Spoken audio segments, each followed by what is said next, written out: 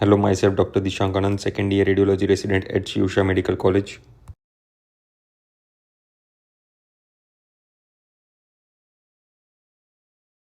Today I am presenting a case of hyperreactio luteinalis in the case of the week series. History: a 29-year-old woman had premature vaginal delivery at 31 weeks of gestation, presented with complaint of lower abdominal pain, large bilateral adnexal masses found on postnatal ultrasound on second day of postpartum. She had no personal or family history of ovarian malignancy and had no history of surgery. No anatomical malformation of the fetus was found on ultrasound. Prenatal tests were negative for thalassemia, syphilis, and human immunodeficiency virus.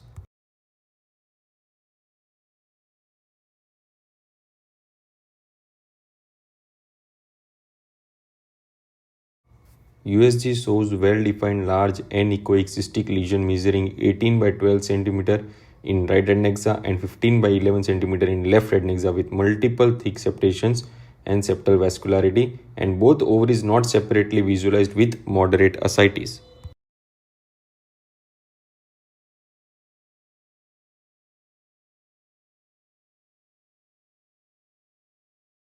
MRI pelvis shows a large multiloculated well-defined altered intensity cystic mass lesion with multiple internal septations and fluid level arising from adnexal region and reaching up to the abdomen till level of L2 vertebra.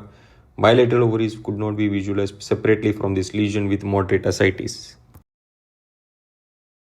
Blood reports shows elevated CA125 and CEA levels. Histopathological examination shows ovarian stroma with plenty of cystic cavities which are lined by luteinized granulosa cells and luteinized theca cells. In few solid areas, there is proliferation of luteinized theca cells forming nodules.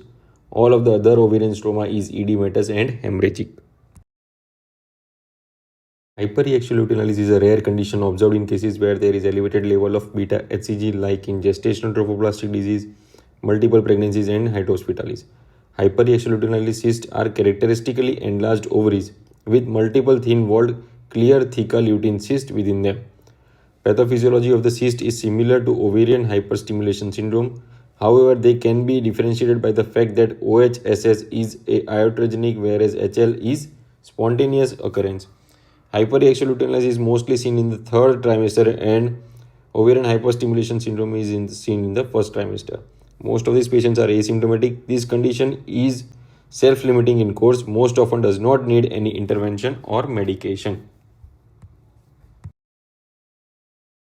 Majority of cases are diagnosed in the third trimester, whereas 16% of the cases are diagnosed in the first trimester. The most common symptom is lower abdominal pain seen in almost half of the patient. Thyroid function is increased in about 33% of cases with suppression of TSH and elevation of free T4 levels. The differential diagnosis of bilateral ovarian enlargement in pregnancy includes ovarian hyperstimulation syndrome and malignancy. Ovarian hyperstimulation syndrome typically presents in the first trimester and is associated with rapid ovarian expansion and massive ascites.